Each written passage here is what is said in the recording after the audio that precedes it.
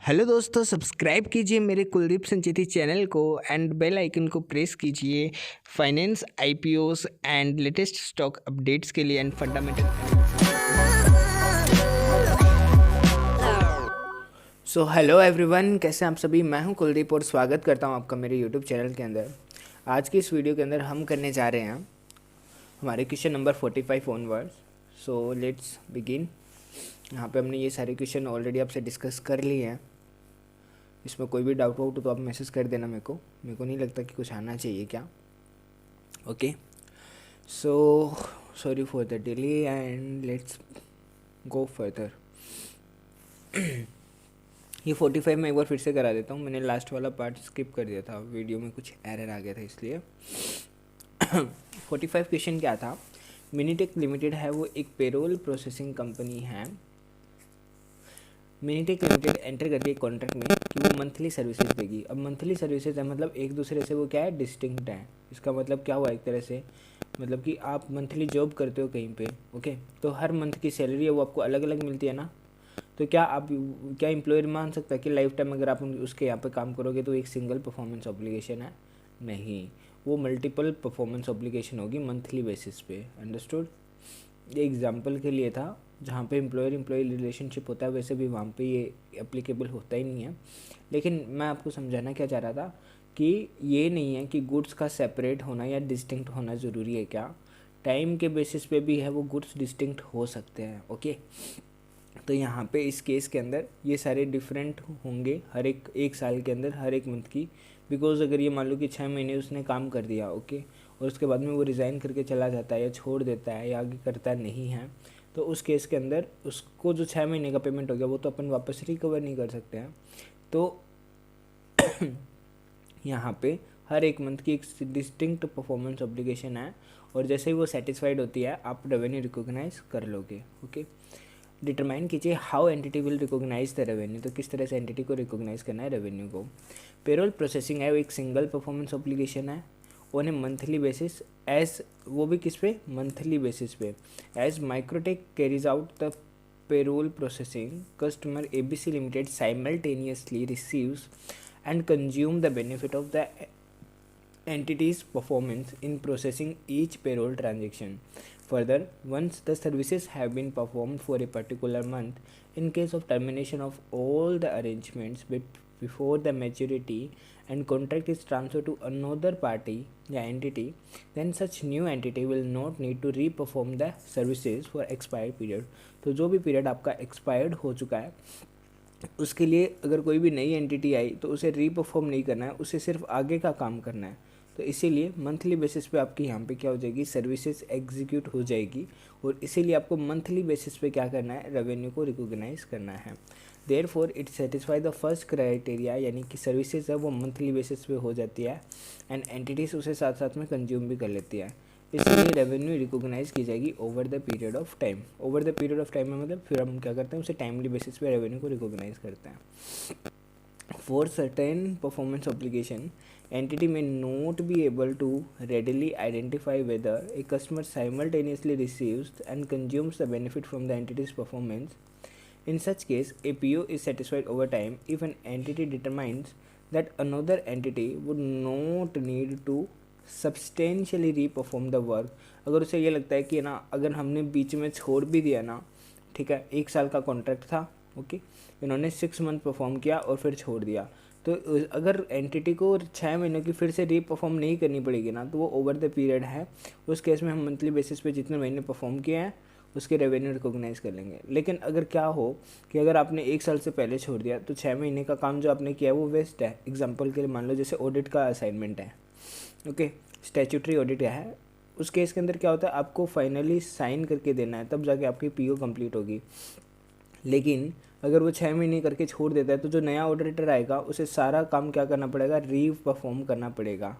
Okay, तो उस case के अंदर है फिर वो ये ओवर द पीरियड नहीं माना जाएगा, जब PO फुलफिल हो जाएगा तभी माना जाएगा।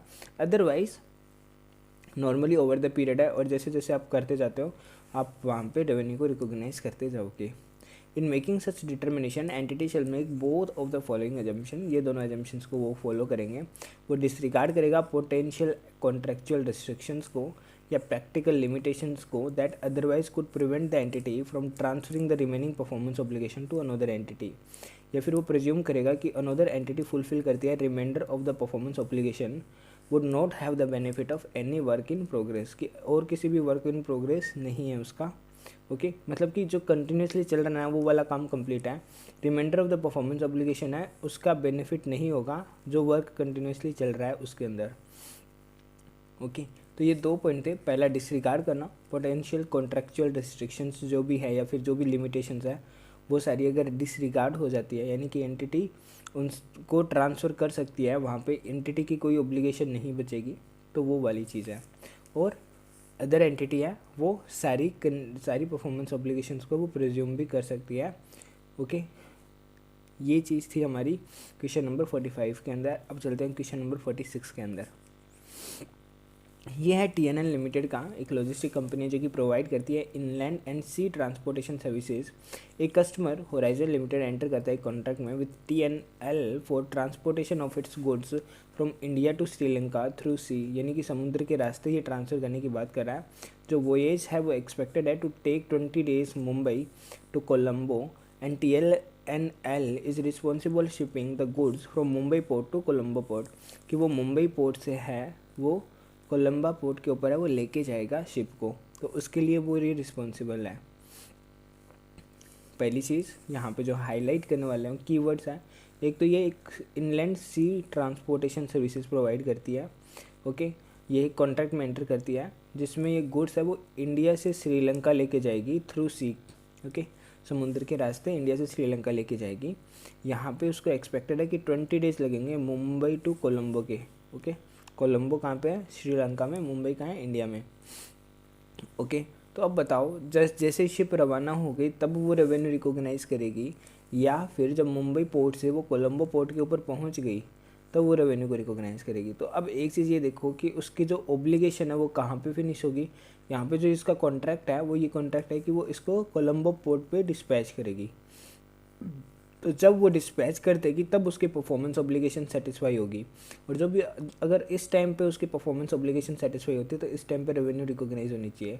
लेकिन क्या होगा अगर यहीं पे उसको पेमेंट रिसीव हो गया तो फिर वो इसको एज ए लाइबिलिटी दिखाएगी क्या? बताओ। तो चलिए एक बार इसका आंसर देखते हैं। ये वाला कट कर देना, ये ऊपर आना था थोड़ा, मतलब इस क्वेश्चन के ऊपर, और ये नीचे आ गया।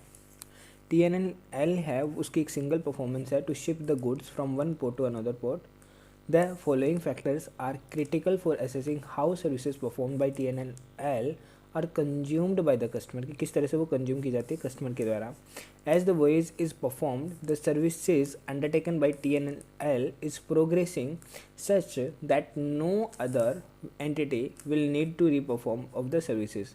तो ये क्या बोल रहा है कि वॉयज इज़ परफॉर्म, मतलब एक तरह से पता है क्या मानी जाती है, जो अपनी 5वीं स्टेप है ना वो बोलता है कि रिकॉग्नाइज करो रेवेन्यू को जब PO सेटिस्फाइड हो जाता है। तो PO कब सेटिस्फाइड होगा? फर्स्ट थिंग जब आपने जो सर्विसेज परफॉर्म कर दी है, ओके, उसको किसी भी एंटिटी के द्वारा रीपरफॉर्म करने की ज़रूरत नहीं पड़े। ओके तो अब ये मान लिया जाएगा कि अब आपने जो सर्विसेज दी आपकी ऑब्लिगेशन है वो सेटिस्फाइड हो गई है। ओके या फिर एंड है यहाँ पे, पहली कंडीशन तो ये हो गई थी, एंड दूसरी कि उसका जो बेनिफिट है वो कस्टमर को फ्लो होगा, और कोई अदर एंटिटी अगर काम करती है तो उसके लिए कोई वर्क इन प्रोग्रेस नहीं है वहाँ पे। ओके ये नहीं कि आपने आधा अधूरा काम करके दिया, क्या आपने अपनी तरफ से पूरा कर दिया है।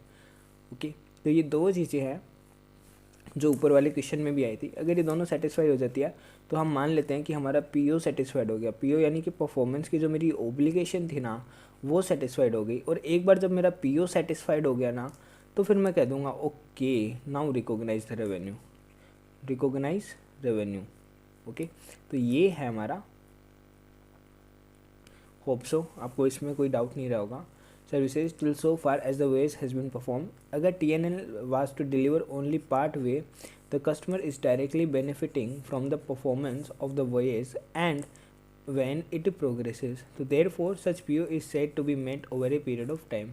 और इसीलिए बिकॉज यहाँ पे 20 days का टाइम है तो 20 days के टाइम में वो मेट होगा, तो यहाँ पे मैं यही कहूँगा कि हाँ over the period of time में वो मेरा मेट होगा। अब बात करते हैं क्वेश्चन नंबर 47 की, that is the AFS limited. AFS limited है वो एक रिस्क एडवाइजरी फर्म है एंड एंटर करती है कॉन्ट्रैक्ट विद ए कंपनी जिसका नाम है WBC limited to provide audit services that results in AFS issuing an audit opinion to the company, जिसके अंदर उन्होंने क्या करना है, एक ऑडिट ओपिनियन, जैसे मैंने अभी एग्जांपल में बताया था ना कि यहाँ पे तो ये over the period of time है या नहीं है, या फिर फाइनली जब सर्विसेज सारी प्रोवाइड हो जाएगी तब जाके वो होने वाला है। ओके, तो ये देखिए अब इसका ये वही क्वेश्चन आ गया है। तो ये बोल रहा है कि एक फर्म है, जैसे आपकी CA फर्म है, तो उनको एक क्लाइंट मिला है ऑडिट करने के लिए जिसके ऊपर उनको ओपिनियन देना है। जो प्रोफेशनल ओपिनियन है वो रिलेट टू करता है फैक्ट एंड सर्कमस्टांसेस के बेसिस पे।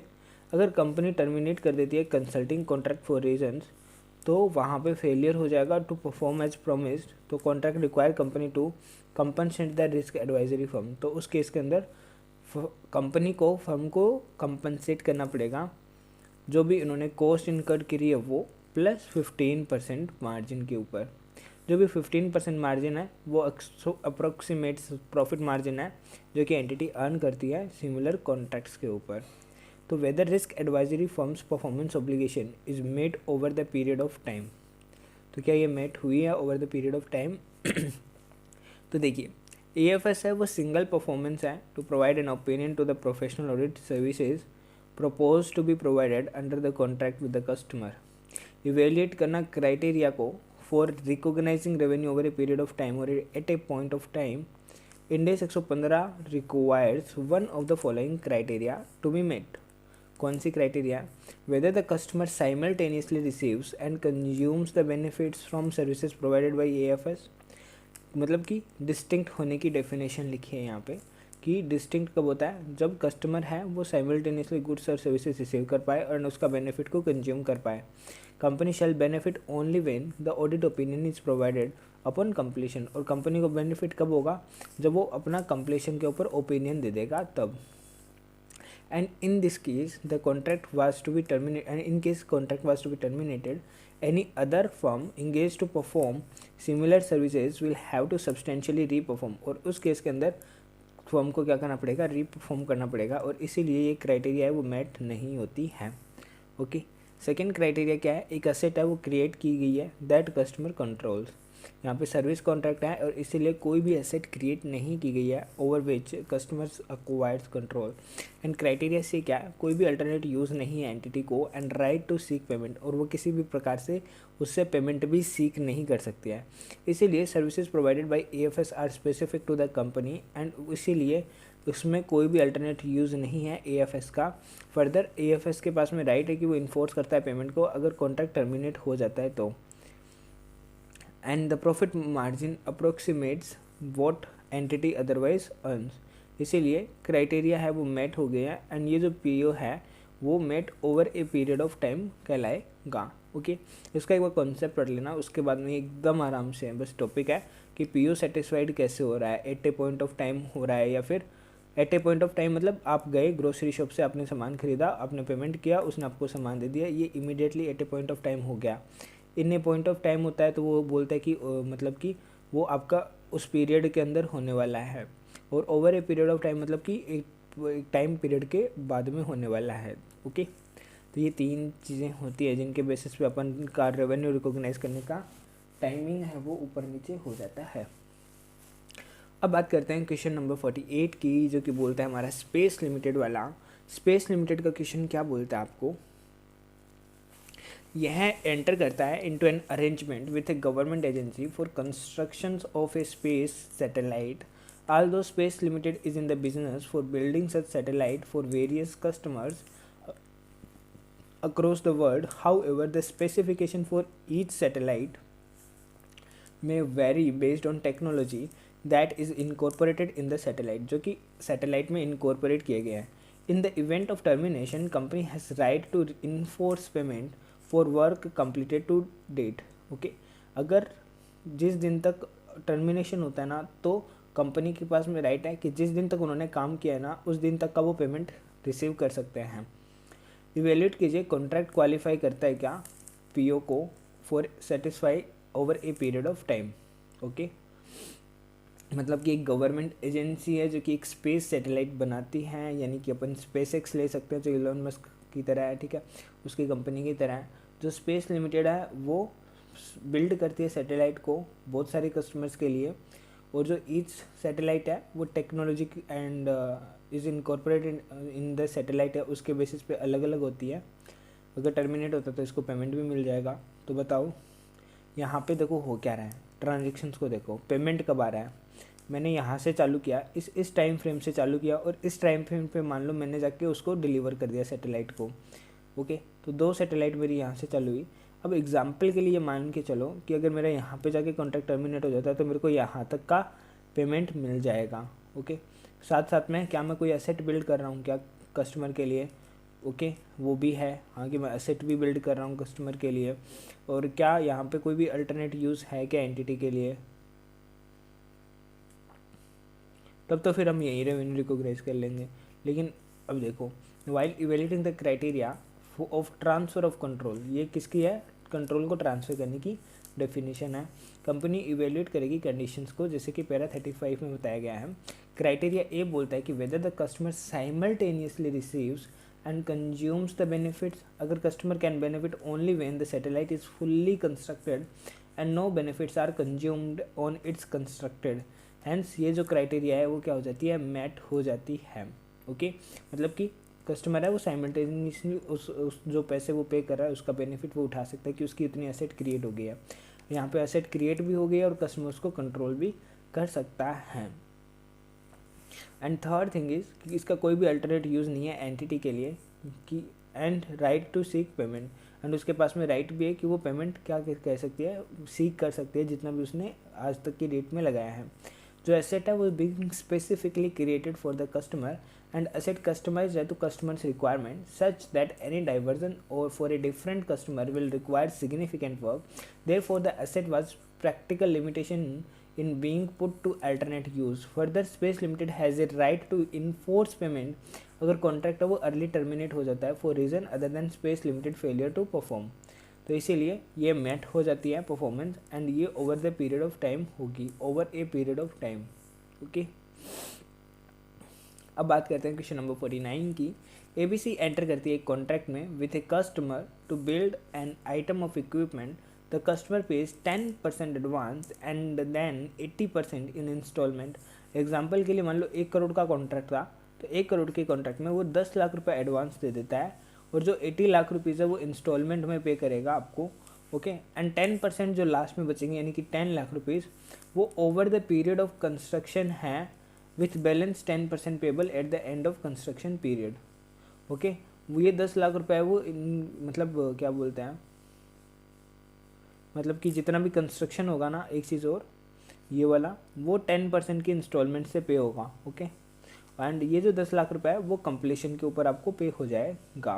Okay, the payments are non refundable unless the company fails to perform as per the contract. अगर कॉन्ट्रैक्ट को मैंने वायोलेट किया तो मेरे को रिफंड करना पड़ेगा, अदरवाइज मेरी कोई ऑब्लिगेशन नहीं है कि भाई नॉन रिफंडेबल है।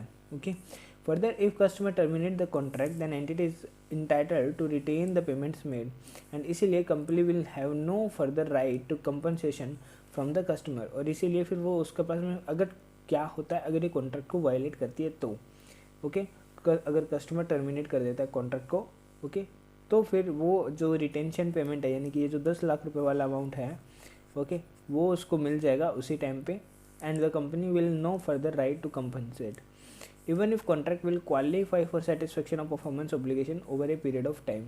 क्या ये over a period of time है या नहीं है? तो देखो यहाँ पे अगेन साइमल्टेनियसली रिसीव करता है एंड कंज्यूम करता है बेनिफिट्स को। सेकंड के अंदर क्राइटेरिया क्या थी कि एसेट क्रिएट हो रही है हमारी, एंड थर्ड उसके पास में कोई अल्टरनेट यूज़ नहीं है, एंड राइट है कि वो पेमेंट को सीक कर सकती है। तो यहाँ पे सारी क्राइटेरिया मीट हो रही है, इसीलिए company does not have a legally enforceable right to payment for work completed to date and criteria in. और इसीलिए ना ऊपर वाले में क्या हो रहा था कि उसके पास में राइट था कि वो टिल डेट तक का कर सकती है, लेकिन यहाँ पे टिल डेट का नहीं है, बस जो एडिशनल रिटेंशन अमाउंट है ना वो वाला क्लेम कर सकती है। इसीलिए ये over a period of time revenue recognise इसका नहीं होगा। Got it? थोड़ा फास्ट भाग रहा हूँ, एक बार आप स्लो करके देख लेना अगर आपको थोड़ा सा भी लगे तो। क्वेश्चन नंबर 50 क्या बोलता है? हेल्थ क्लब के बारे में है। देखो, एक एंटिटी है एंड ओनर है एंड मैनेजर है हेल्थ क्लब का, वो एंटर करता है कॉन्ट्रैक्ट में with a customer for 1 year of access to any of its health club. तो किसी भी हेल्थ क्लब के लिए वो क्या करता है, 1 ईयर का एक्सेस लेता है। Customer has unlimited use of health clubs, ठीक है। वो आप कस्टमर है, वो जितना चाहे उतना हेल्थ क्लब को यूज़ कर सकता है। ये प्रॉमिस करता है कि वो करेंसी 100 पर मंथ है वो पे करेगा, चाइनीज़ युआन मान सकते हो, Chinese yuan 100 per month. Entity promise करती है कि जो कस्टमर है वो प्रोवाइड करेगा services of making the health available for the customer to use and as and when the customer wishes. तो जब भी कस्टमर चाहता है तब वो उसको यूज़ कर सकता है एंड बस कॉस्ट कितनी पड़ेगी, 100 युआन पर मंथ। ओके, तो इवेल्यूएट कीजिए कि क्या कॉन्ट्रैक्ट क्वालिफाई करता है पीओ के लिए over a period of time. तो देखो, अनलिमिटेड यूज़ है लेकिन आपको 100 रुपीज़ पर मंथ आपको पे करने पड़ेंगे। तो ये तो सिंपल सी यही बात होगी ना कि 100 रुपीज़ का तो आपका खर्चा होगा, 100 युआन जो भी है उस उतना तो खर्चा आपको होगा ही होगा। तो ये 1 मंथ के लिए है। हाँ, आपने एक बार पे करिए तो आप 1 महीने तक आराम से यूज़ कर सकते हो अनलिमिटेड बेनिफिट्स को। तो यहाँ पे क्या कैसे अकाउंट फॉर होना चाहिए, ये देखो over the period of time है क्या, हाँ जैसे जैसे वो क्या बोलता है साइमल्टेनियसली कस्टमर है वो कंज्यूम करता जाएगा इसके बेनिफिट। देखो, applying the first criteria of para 35 के बहुत सारे क्वेश्चन है ना। हाँ, वहाँ पे मतलब मेन चीज़ क्या है, अपन को ये चीज़ असेस करना कि over a period of time है या नहीं है। ओके, कस्टमर साइमल्टेनियसली वो रिसीव कर सकता है बेनिफिट को एंड कंज्यूम भी कर सकता है। हेल्थ क्लब है वो प्रोवाइड करता है access to services uniformly throughout the year, ठीक है, पूरे साल के लिए वो सर्विसेज देता है आपको। The extent to which the customer uses the health club does not affect the amount, कि वो किस हद तक यूज़ करता है इस अमाउंट पे कोई इम्पैक्ट नहीं आने वाला है। इसीलिए कस्टमर साइमल्टेनियसली रिसीव करता है, कंज्यूम कर लेता है बेनिफिट को of the entity's performance as it performs by making the health club available. Consequently, entity की जो performance obligation है वो over the period of time satisfy होती है, और once the patterns of satisfying performance obligation is defined, the company then determine how progress should be measured. Okay, the services are uniformly provided to the customer throughout the year and therefore the best measures of the progress is to recognize the revenue on SLM basis. तो वो state line basis के ऊपर है, वो क्या करेगी, revenue recognize कर लेगी, यानी कि पर मंथ 100 रुपीज़ है वो रिकॉग्नाइज कर लेंगे जैसे वो रिसीव करती है वैसे ही। अब है ना, यहाँ पे एक चीज़ ये समझ के दिमाग में हमेशा चल के रखना कि हर क्वेश्चन, ईच क्वेश्चन जो आप पढ़ रहे हो ना, वो आपको एक पूरी इंडस्ट्री के बारे में इंसाइट देता है। ओके, और वो इंडस्ट्री में उस कंपनी के बारे में कि वो कंपनी कैसे रेवेन्यू रिकॉग्नाइज करने वाली है। आपको बस इनिशियली 1 टाइम है ये असेस करने की ज़रूरत है, फिर लाइफ टाइम जब तक कोई इंडेक्स में चेंज नहीं होता आप उसी के अकॉर्डिंग अकाउंटिंग करते रहोगे।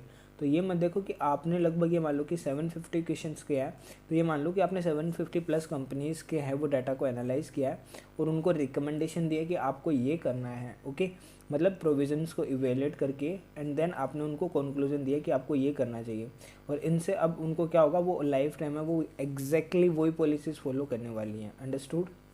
ये नहीं है कि आप एक क्वेश्चन में ये देखते हो वो दूसरे में वो देखते हो। हर एक कंपनी स्पेशल कंपनी है और उसके अकॉर्डिंग हमें उसका ट्रीटमेंट देखना होगा कि जो भी पॉसिबल बेस्ट पॉसिबल उनके पास में ऑप्शन है वो वाला हमें उनको रिकमेंड करना है। ओके, क्वेश्चन नंबर 51 क्या बोलता है, दैट इज़ 1 जनवरी 2001 को एक एंटिटी कॉन्ट्रैक्ट करती है कि वो रिनोवेट करेगी बिल्डिंग को, including the installation of new elevators, कि नई एलिवेटर्स है उसको इंस्टॉल करेगी। साथ साथ में वो एस्टिमेट करेगी following with respect to the contract, क्या क्या, कि ये उनकी ट्रांजेक्शन प्राइस है और ये एलिवेटर की एंड अदर की कॉस्ट है और ये 40 लाख रुपए आ गए टोटल। अब एक चीज़ बताऊँ क्या, यहाँ पे है ना जो एलिवेटर है 15 लाख रुपए का, यहाँ पे नीचे भी दे रखा है कि ना वो एज इट इज़ सीधा का सीधा ट्रांसफ़र हो जाएगा कस्टमर को। द एंटिटी परचेज करती है एलिवेटर को and they are delivered to the site 6 month before, मतलब कि 6 महीने बाद में काम करना है। जैसी एंटिटी परचेज करेगी ना उसे इमीडिएटली साइट के ऊपर भेज देती है, ओके, जहाँ पे वो इंस्टॉल होने हैं। एंटिटी सिर्फ एक input method based on cost to measure progress towards completion, और जब वो कंप्लीशन मैच करते हैं ना कि भाई कितना % मेरा कंप्लीट हो गया, तो तो वो वहाँ पे इनपुट मेथड है वो फॉलो करती है। इनपुट मेथड मैंने आपको बताया था क्या होता है, एक तरह से कॉस्ट मेथड, कि आपने कितनी कॉस्ट करनी थी, जैसे अपन कॉन्ट्रैक्ट अकाउंटिंग में करते थे ना कॉस्टिंग के अंदर, तो इनपुट मेथड भी वैसा ही है कि भाई आपने कितनी कॉस्ट इनकर करनी थी और एक्चुअल में आपने कितनी कॉस्ट इनकर कर दी है। तो दोनों का जो डिफरेंस है वो मेरा क्या आ जाता है, यहाँ पे सिंपल सा आपका ये निकल के आ जाता है कि कितना मेरा एक्चुअल में परसेंटेज है वो कंप्लीट हो गया है। ओके, तो यहाँ पे और ये कैसे निकालते थे अपन, एक्सपेक्टेड कॉस्ट क्या है और एक्चुअल में मैंने कितनी कर दिया, तो actual divide by expected cost निकालते थे तो परसेंटेज ऑफ कंप्लीशन आ जाता था। तो एग्जैक्टली वैसे ही चलना है। लेकिन अब यहाँ पे बात ये आता है कि एक्सपेक्टेड कॉस्ट में दो पार्ट इंक्लूड है, एक तो एलिवेटर्स का और एक अदर कॉस्ट का। तो ये बताओ क्या मैं एलिवेटर की कॉस्ट को इनकर करूँगा, यहाँ पे मैं सिर्फ एक तरह से प्योर एजेंट की तरह काम कर रहा हूँ। प्योर एजेंट मतलब कि मैंने क्या खरीदा है, एलिवेटर खरीदा है और उसको कंपनी को सप्लाई कर दिया है। कंपनी मेरे पास आई, उन्होंने मेरे को बोला कि भाई एलिवेटर खरीद लो और वो आपको इंस्टॉल करना है, तो मैंने वो खरीदा और डायरेक्टली कंपनी को यहाँ पे ही, ठीक है, खरीदा किससे, सप्लायर से, और वो डायरेक्टली कंपनी के यहाँ ही भिजवा दिया और वो यहीं पे पड़ा हुआ है। ओके, उसके लिए कंपनी ने मुझे पेमेंट किया, मैंने आगे पेमेंट कर दिया, मेरा यहाँ पे कोई प्रॉफिट वगैरह नहीं रह रहा है। ओके, तो यहाँ पे क्या हो रहा है, एक तरह से आप देखोगे तो यहाँ पे इसका कोई बेनिफिट नहीं हो रहा है, ना इसका वो कोई परफॉर्मेंस ऑब्लिगेशन था। ये तो इन दोनों के बीच का ट्रांजेक्शन है एक तरह से डायरेक्टली, बस ये तो एक मीडिएटर पार्टी है। ओके, तो यहाँ पे ये वाला जो अमाउंट है ना वो मैं नहीं कंसीडर करूँगा, बिकॉज ये मेरा कॉस्ट है ही नहीं। एक्चुअल कॉस्ट मेरा क्या है, 25 लाख रुपए है। ओके, और 25 लाख रुपए इनकर्ड करके 50 माइनस 15 लाख कर दूंगा मैं, तो यहाँ पे 35 लाख का मेरा कॉन्ट्रैक्ट बचेगा। ओके, एंड जो मैंने कॉस्ट इनकर्ड किया वो 25 लाख रुपए करनी है इसके ऊपर। अंडरस्टूड? तो 25 लाख 35 लाख का मेरा ये था, 25 लाख का मेरा ये था, तो ऑल अराउंड 10 लाख का मेरा यहाँ पे क्या हो जाएगा, बेनिफिट, नेट प्रॉफिट है वो आ जाएगा। ओके, अब बात करते हैं आगे क्वेश्चन में क्या बोला है। क्वेश्चन में बोल रहा है कि 31 मार्च 2001 को एंटिटी ने एक्चुअल जो अदर कॉस्ट है वो 5 लाख की इनकर कर दिया है। तो टोटल कितनी होनी थी, 25 लाख की, 5 लाख की इन्होंने कर दी, तो 5 डिवाइड बाई 25 कितना हो गया, 20%। तो 20% क्या हो गया मेरा, यहाँ पे वर्क कंप्लीट हो गया है। तो 35 लाख का 20% कितना हुआ, 35 2 है 70, यानी कि 7 लाख की वो रेवेन्यू क्या कर लेगा, रिकॉग्नाइज कर लेगा। और 15 लाख तो वो इमीडिएटली ट्रांसफर हो गया, तो उसकी तो वो रिकॉग्नाइज अलग से कर लेगा। ओके, सी 15 लाख तो वही हो गए एंड 7 लाख का ये हो गया, तो टोटल 22 लाख की वो रेवेन्यू यहाँ पे रिकॉग्नाइज कर लेगा। कॉस्ट हमारी 50 लाख है, उसमें से 15 लाख इसके, 5 लाख इसके, तो 5 डिवाइड बाई 25 करके 20% ले आए एंड 35 लाख का 20% 7 लाख आ गया। रेवेन्यू फ्रॉम एलिवेटर्स है वो डायरेक्टली अकाउंट फॉर होगी क्योंकि उसका परफॉर्मेंस ऑब्लिगेशन इमीडिएटली हो गया है सेटिस्फाई। ओके, तो इसीलिए टोटल 22 लाख की रेवेन्यू वो यहाँ पे इमीडिएटली रिकॉग्नाइज कर लेगी 31 मार्च 2021 को। अब करते हैं क्वेश्चन नंबर 52 बोलता है कंपनी एक्स वो एक एग्रीमेंट में एंटर करती है 1 जनवरी 2001 को with a customer for renovation of hospital and install new AC for total consideration of 50 lakh. Wait a moment, यहाँ पे देखो मैं हाईलाइट करता हूँ कीवर्ड को।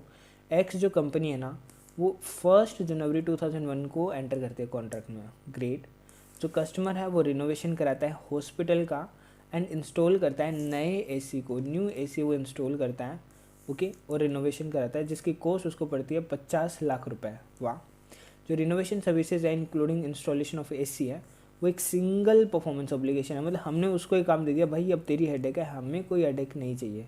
अगर मैं नॉर्मल लैंग्वेज में, लेमन लैंग्वेज में आपको बोलूँ ना तो मैं ये कह देता हूँ कि बस ये आपकी हेडेक है, सीए फाइनल का जो एफआर है वो आपकी हेडेक है और किसी की नहीं है, तो आपको ही सेटिस्फाई करनी है। तो ये आपके लिए सिंगल परफॉर्मेंस ऑब्लिगेशन यहाँ पे कंस्टिट्यूट की जाएगी।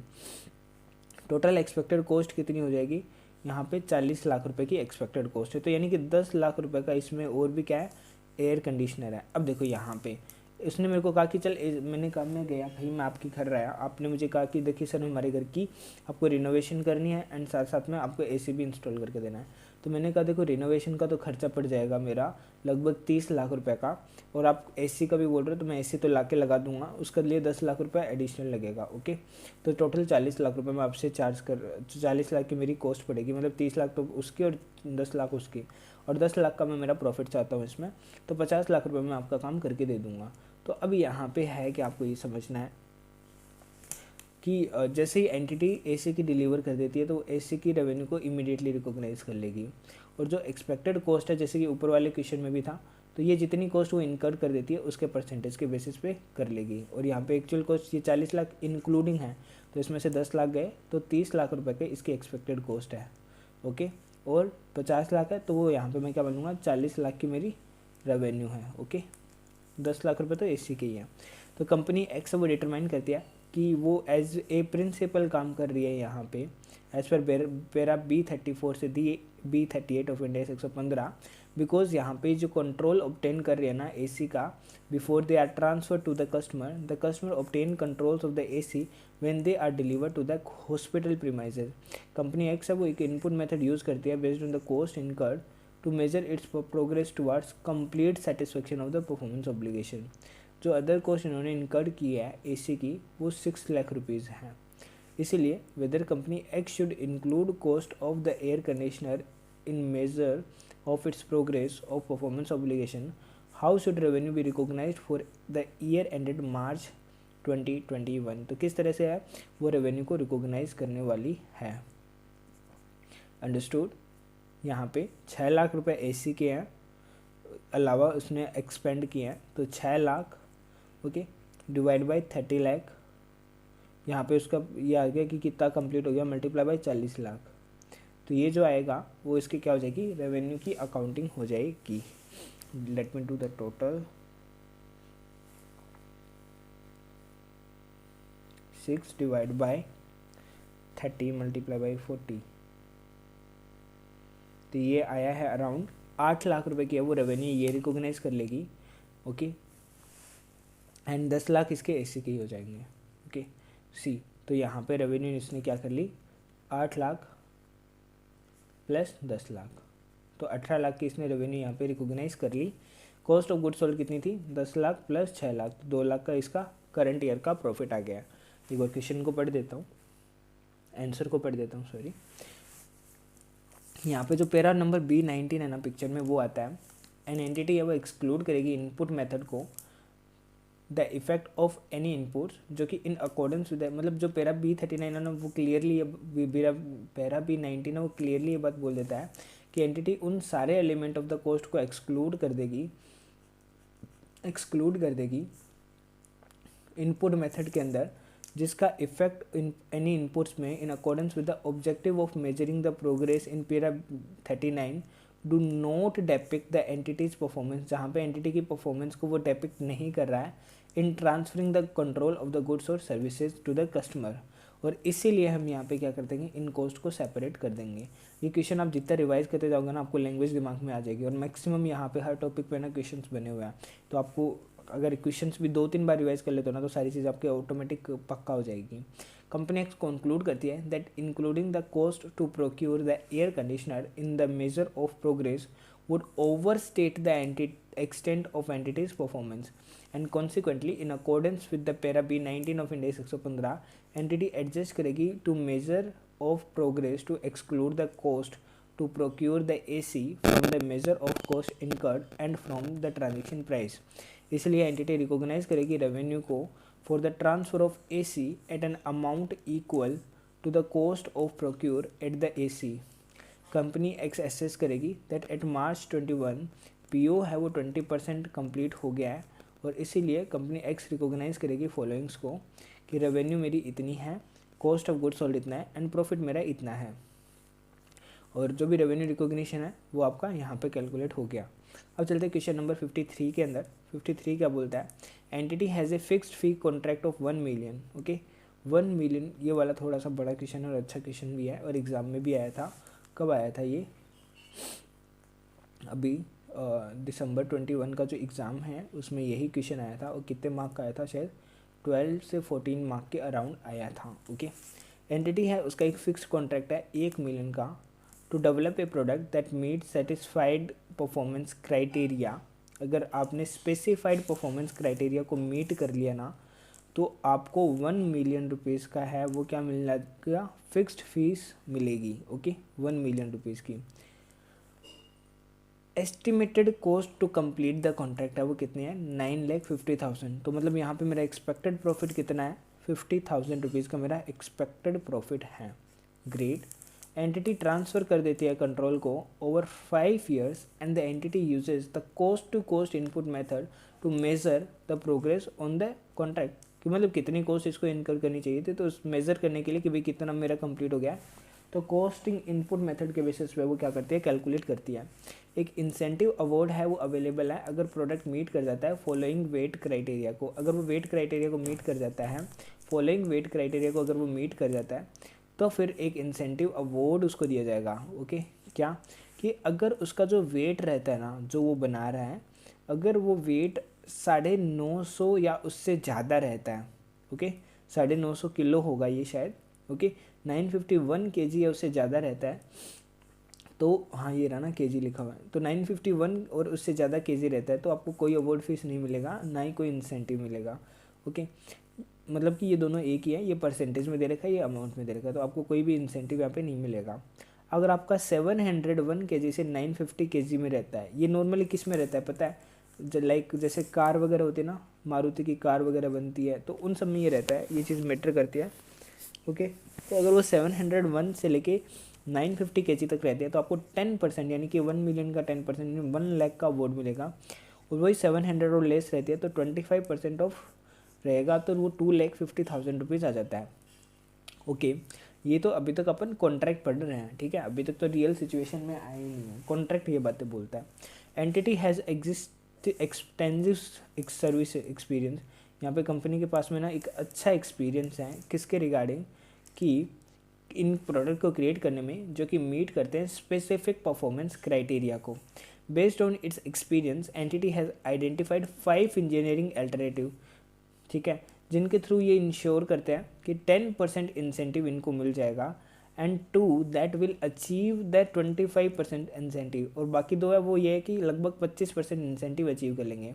इन दिस केस एंटिटी डिटरमाइन करती है कि इसके पास में 95% कॉन्फिडेंस है कि यह अचीव कर लेगी, ठीक है, एंड 10% इंसेंटिव को, एंड 20% कॉन्फिडेंस है कि ये 25% इंसेंटिव को अचीव कर लेगी।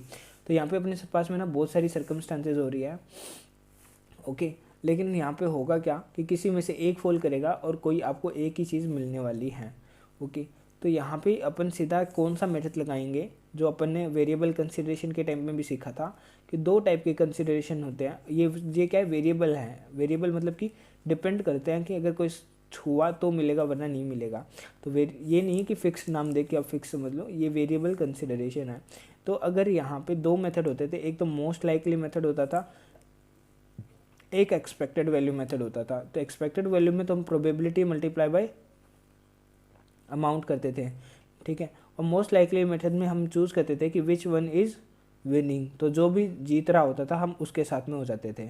ओके, तो यहाँ पे देखो, यहाँ पे 10% की प्रोबेबिलिटी सबसे ज़्यादा है, मतलब कि आपके लगभग 95% कॉन्फिडेंस है कि यहाँ पे 10% इंसेंटिव आपको मिल जाएगा। ओके, एंड 20% कॉन्फिडेंस है आपको कि 25% इंसेंटिव मिलेगा। तो विनिंग कौन हो रहा है, 10% इंसेंटिव, यानी कि 10 लाख रुपीज़ आपके यहाँ पे विनिंग में चल रहा है। तो आप रेवेन्यू भी कितने की रिकॉग्नाइज करोगे, एग्जांपल के लिए मान लो कि अब एंटिटी इतनी स्ट्रॉन्ग एक्सपीरियंस है तो 1 मिलियन रुपीज़ तो उसके वैसे हो गए। ओके, और प्लस उसे 10% का इंसेंटिव मिलेगा जो कि वो इनिशियली इंश्योर है, तो वो 11 लाख की रेवेन्यू को अकाउंट फॉर करेगी। अंडरस्टूड? ओके, ये था यहाँ तक का डाटा। अब उसके आगे चलते हैं। Based on the analysis entity believe 10% to the most likely amount. Okay, ये किस में आया था मैंने भी आपको यही कराया था कि ये मोस्ट लाइकली अमाउंट है। Okay, when estimating the transaction price therefore the entity concludes only the 10% award in the transaction price when calculating revenue because the entity has concluded it is probable that a significant reversal in the amount of cumulative revenue recognized will not occur when the uncertainty associated with the variable consideration is subsequently resolved. Due to its 95% confidence to achieve the 10% award, कि 10% award को जो achieve करने में 95% confidence है वो achieve किया जा सकता है। ये इसीलिए यहाँ पे मोस्ट लाइकली मेथड के अकॉर्डिंग है कि यहाँ मतलब ये वाली लाइन आप रट लो कि सिग्निफिकेंट रिवर्सल आपका नहीं होना चाहिए once you have recognise the revenue. अगर आपने एक बार रेवेन्यू को रिकॉग्नाइज कर लिया तो फिर आपको वापस से जाके रिवर्स नहीं करना है। अगर ऐसे कोई सिचुएशन आपको रेवेन्यू रिकॉग्नाइज करते टाइम ही दिख रही है ना, तो फिर आप उस रेवेन्यू को रिकॉग्नाइज नहीं करोगे। ओके, देखो रिवर्सल आपको ऑप्शन दिया हुआ है, लेकिन वो एक्सेप्शनल केसेस में यूज़ करना है कि अब हमारे पास कुछ ऑप्शन ही नहीं है, रिवर्सल करना पड़ेगा। लेकिन इनिशियली हम ओवर रेवेन्यू बुक करके बैठ जाएं, बाद में रिवर्स करते रहें, तो ये सही प्रेजेंटेशन नहीं है फाइनेंशियल स्टेटमेंट्स का, क्योंकि आप करंट ईयर में ज़्यादा बुक कर लोगे, नेक्स्ट ईयर वापस से आप रिवर्स कर दोगे तो वो करेक्ट है ही नहीं। तो आप सिर्फ उतनी ही रेवेन्यू रिकॉग्नाइज करोगे जो कि आपको मोस्ट लाइकली प्रोबेबल है कि हाँ इतनी तो होगी ही होगी। ओके, तो यहाँ पे यही कह रहा है कि कम्युलेटिव रेवेन्यू आप रिकॉग्नाइज करो अनलेस कि आपके जो पास में अनसर्टेनिटी एसोसिएट है वेरिएबल कंसिडरेशन के साथ में, वो सब्सिक्वेंटली रिजोल्व हो जाती है। बिकॉज यहाँ पे 95% कॉन्फिडेंस है कंपनी को कि वो 10% अवार्ड तो जीतती जाएगी। इसलिए एंटिटी रीअसेस करेगी अपने प्रोडक्शन स्टेटस को क्वार्टरली को, ताकि वो डिटरमाइन कर सके कि क्या यह ऑन द ट्रैक है या नहीं है। ओके, ऑन द ट्रैक है तो वो रिकॉग्नाइज करेगी। अगर कहीं पे भी उसे लगता है ना कि वो ऑन द ट्रैक नहीं है, तो वो वहाँ पे रिवर्स कर देगी immediately. Okay, it becomes apparent that the contract will fully achieve the weighted based criteria, जो weight based criteria। Therefore, the entity revised its estimate of variable consideration to include the entire 25% incentive fees in the year 4, because at this point it is probable कि significant reversal यहाँ पे नहीं होगा अगर आपने cumulatively revenue recognize कर भी ली तो भी। तो भाई बहुत सही बात है यहाँ पे, तो मतलब कि पहले दूसरे तीसरे साल में आपको ये लग रहा था कि सिर्फ 10 लाख रुपए का आप इंसेंटिव अर्न करोगे, लेकिन जैसे 4th ईयर और 5th ईयर आया, मतलब 4th ईयर के टाइम पे आपको लग गया कि नहीं आपको पूरा 25%, सॉरी यहाँ पे 1 लाख है और यहाँ पे 2.5 लाख, यानी कि आपको लग रहा है कि 25% का आपको इंसेंटिव मिल जाएगा पूरा, क्योंकि आपकी परफॉर्मेंस बहुत अच्छी है। और अगर आप 25% पूरा का पूरा रिकॉग्नाइज भी कर लो ना, तो नो सिग्निफिकेंट रिवर्सल विल होकर, कि कोई भी सिग्निफिकेंट रिवर्सल है वो यहाँ पे नहीं होगा। ओके, तो अब यहाँ पे आपको क्या करना पड़ेगा, चौथे साल से अपने एस्टिमेट को चेंज करना पड़ेगा। तो आप एक चीज़ बताओ, पहले दूसरे और तीसरे साल में जो आपने रेवेन्यू रिकॉग्नाइज की क्या वो गलत थी? नहीं, वो उस टाइम जो सर्कमस्टांसेस थी उसके अकॉर्डिंग सही थी। और अब वाली अगर 2.5 लाख में इंक्लूड कर दूंगा, ठीक है, मतलब कि अब कंसिडरेशन यहाँ पे कितना था, टोटल 11 लाख, और यहाँ पे कितना हो जाएगा 10 और 2 12.5 लाख रुपए का यहाँ पे हो जाएगा।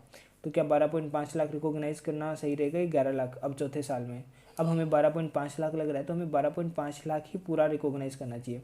तो अब हम यहाँ पे क्या करते हैं, अब यहाँ पे हम फॉलो करते हैं कम्युलेटिव कैचअप बेसिस, मतलब कि अभी तक कितना रेवेन्यू रिकॉग्नाइज हो जाना चाहिए था और कितना एक्चुअल में हुआ है, बस वो कंपेरिजन करते हैं। Got it? अब मैं आपको दिखाता हूँ कि ये कैसे करेंगे। लल्ला लल्ला, यहाँ पे ना हम देखो, यहाँ पे 2 टाइप की कंसिडरेशन है, एक हमारा फिक्स्ड कंसिडरेशन है, ओके, और एक हमारा वेरिएबल कंसिडरेशन है। ओके, वेरिएबल की अमाउंट क्या रहने वाली है वो चीज़ हमें डिटरमाइन करना है। ओके, फिक्स्ड कंसिडरेशन हमारा कितना रहेगा, ओके, ये हमारा 1 मिलियन यानी कि 10 लाख रुपीज़ है, और ये हमारा पहले दूसरे तीसरे साल के अंदर रहने वाला है 1 लाख, और उसके बाद में चौथे और पाँचवें साल में हो जाएगा हमारा 2.5 लाख रुपीज़, और ये 10 लाख पूरा रहने वाला है। अभी अपन अलोकेट नहीं कर रहे हैं, मैं तो बता रहा हूँ कि टोटल कितना है। ओके, टोटल इतना इतना रहने वाला है। ओके, अब अपन इसको अलोकेट कैसे करेंगे, तो हम यहाँ निकालेंगे कि परसेंटेज कितना कंप्लीट हुआ है हमारा काम। ये टोटल है हमारा 9.5 लाख का एक्सपेंडिचर। ओके, तो 9.5 लाख में से यहाँ पे कितना परसेंट कंप्लीट हुआ है वो चीज़ असेस करनी है। तो यहाँ पे आप कैलकुलेटर खोल लो फटाफट से, और कैलकुलेटर में यहीं पे वर्किंग कर लो साथ साथ कि 50,000 का खर्चा हुआ आपका और टोटल होना था 950 का, तो कितना परसेंट काम आपने कर दिया यहाँ पे, तो 5.26% के अराउंड आपने काम कर दिया। 175 का हुआ, 950 का आपको करना था, तो इस साल में आपने 18.42%। ये क्यों करना है, क्योंकि हम इनपुट मेथड को फॉलो करना है, ये हमारे पास में कॉस्ट का डाटा है। ओके, थर्ड है हमारा 4 लाख का खर्चा हमने कर दिया, और होना कितना चाहिए था आउट ऑफ 950, तो वो कितना परसेंट हो गया, 42.11%। ओके, फिर आता है हमारा 275 डिवाइड बाई 950, तो ये आ गया हमारा 28.95%। एंड लास्ट हमारा 50,000 डिवाइड बाई 950, तो ये हमारा आ गया फिर से 5.26%। मतलब ये मैंने निकाल लिया कि इतना परसेंट एज पर मेरा कॉस्ट कंप्लीशन चल रहा है। ओके, तो मैं इसको सिंपली 10 लाख से मल्टीप्लाई करूँगा तो यहाँ पे मेरी रेस्पेक्टिव अमाउंट आ जाएगी। ये मेरा हर साल का फिक्स्ड कंसिडरेशन का अमाउंट है। Got it, great. अभी मेरे को 1 लाख रुपीज़ में मिलने वाला है, तो यहाँ पे मैं क्या करूँगा, देखो यहाँ पे फिर मैं टोटल कर देता हूँ, डायरेक्टली 10 लाख ना करके यहाँ पे ये भी कर सकता हूँ कि फिक्स्ड और वेरिएबल दोनों का टोटल कर लेता हूँ। 10 यहाँ पे, 1 यहाँ पे, 1 यहाँ पे, +1, तो इक्वल टू क्या हो गया, 11। ये मेरा टोटल हो गया VC। Okay, wait, okay, consideration पहले ईयर में मेरे पास में कितना रहेगा, 10 + 1 मल्टीप्लाई बाई 5.26%। उसके बाद में हो गया मेरे पास में 10 + 1 मल्टीप्लाई बाई 18.42%।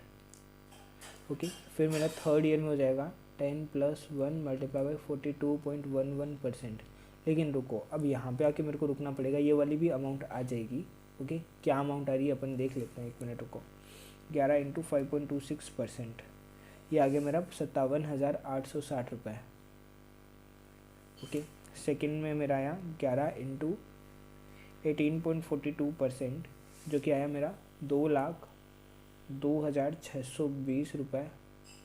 एंड थर्ड जो है मेरा वो 11 लाख × 42.11%, जो कि आया मेरा 4,63,210 रुपये।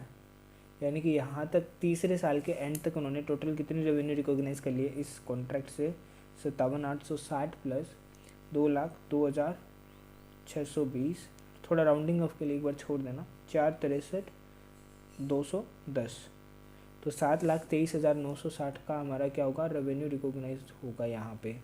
अंडरस्टूड, कितना, 723,960 का। लेकिन अब यहाँ पे हमारा रेवेन्यू रिकॉग्नाइज कितना हो जाना चाहिए था, ये टोटल कम्युलेटिव परसेंटेज देखो कितना हुआ, 5.26 प्लस 18.42 प्लस 42.11। मतलब अभी हम कम्युलेटिव कैचअप बेसिस पे देखते हैं कि हमने 65.79% काम कर दिया है और उसके लिए 7,23,960 रुपये की रेवेन्यू रिकॉग्नाइज की है, जो कि 11 लाख के हिसाब से की थी। लेकिन अब 11 तो रहा नहीं, अब कितना हो गया, 12.5 लाख। तो 12.5 लाख को अगर मैं मल्टीप्लाई करूँ इससे, तो मेरी रेवेन्यू रिकॉग्नाइज हो जानी चाहिए थी 8,22,375 रुपये की।